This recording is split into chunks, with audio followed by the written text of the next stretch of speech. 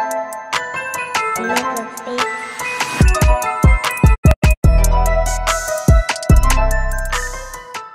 tout le monde, bienvenue dans cette nouvelle vidéo. Aujourd'hui on se retrouve, vous l'avez vu dans le titre, je vais réaliser un gâteau en forme de 30 pour les 30 ans de Juju. Si tu passes par là, on te fait une petite surprise. Donc voilà, je suis en charge du gâteau et plus précisément du 30 ans. Donc aujourd'hui on va le réaliser. Avant que cette vidéo commence, n'hésitez pas à liker, à vous abonner et à commenter. Et aujourd'hui on a une super cadreuse pour la vidéo. Coucou. Ma soeur elle va nous suivre, comme ça vous pourrez bien voir tout, parce qu'à chaque fois c'est super galère quand je suis toute seule. Bref, c'est parti. Alors je vous montre le 3 qui va me servir de moule. Donc ça bouge, hein, je le passe comme je veux. On va suivre une recette. Je vais prendre mon petit téléphone. On va suivre la recette de chez Marmiton. Voilà, donc j'ai pris une recette pour 15 personnes parce qu'en plus le moule, vous l'avez vu, il est hyper grand. Donc qu'est-ce que j'ai besoin? J'ai besoin de sucre vanillé, beurre, des œufs bio, du chocolat et de la farine. Je vous mettrai le lien de la recette Marmiton en description, comme ça vous aurez tous les bons dosages. Si déjà il faut faire fondre notre chocolat avec notre beurre, donc il faut mettre 500 g de chocolat. Ça sent bien. Là on est déjà à 400 g, nickel. Ensuite j'ai besoin de 250 g de beurre. Je remets à 0. Regardez-moi ce bon petit beurre.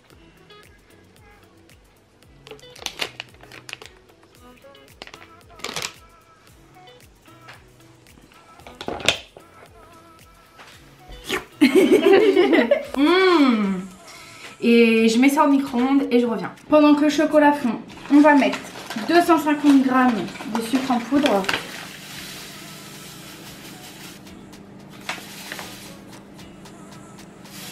Là je suis à 230 et je viens mettre 2 sachets de sucre vanillé. Donc là on est à 240 et là 250. Ensuite on vient mettre 125 g de farine.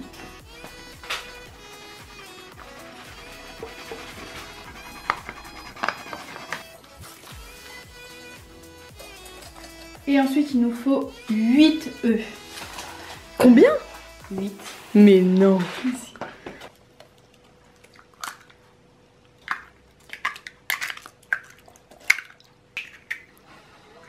Après on mélange.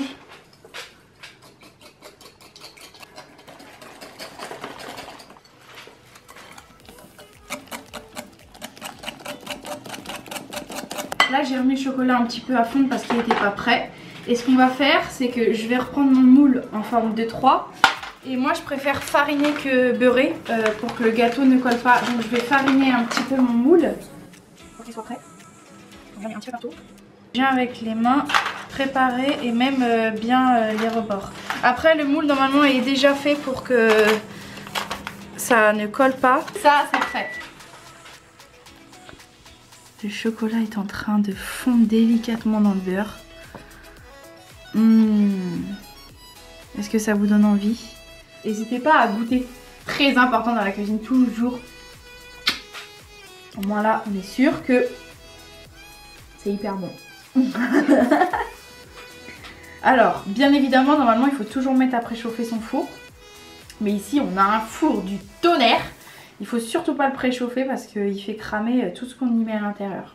Mais pensez toujours à préchauffer bien votre four à 180 degrés, chaleur tournante. Donc là, on peut voir que le chocolat commence vraiment, avec le beurre, à être très homogène.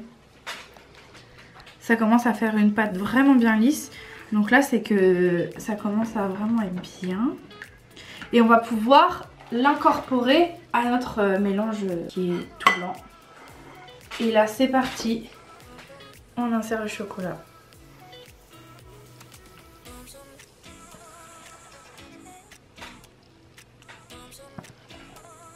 Toujours laisser un petit peu de chocolat dans le bol.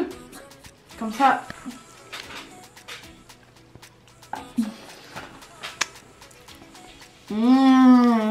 Et là on incorpore tout le chocolat. Ça fait vraiment un bol rempli de pâte.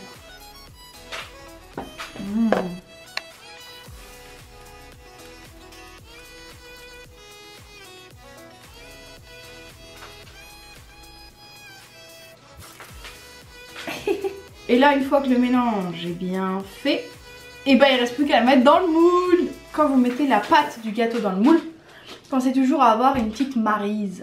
Donc si vous avez suivi la recette de mon cheesecake que je vous mets ici dans le petit i, je vous ai dit que moi je l'appelais marquise. Donc on prend sa jolie petite marquise, on prend son moule et on vient mettre la pâte. Alors là c'est en forme de 3, il faut que je me concentre. Bon, on va faire ça et ça va y aller, non? Mauvais bail. Et la pâte elle est trop lourde.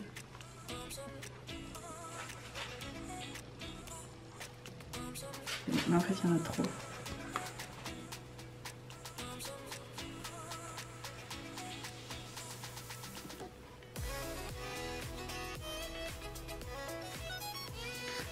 Il reste plus qu'à enfourner.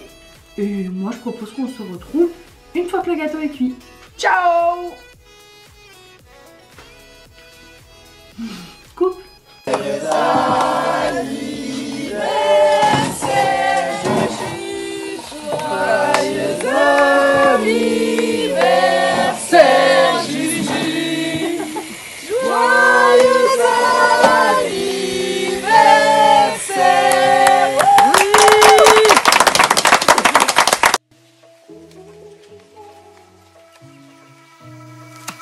Ooh.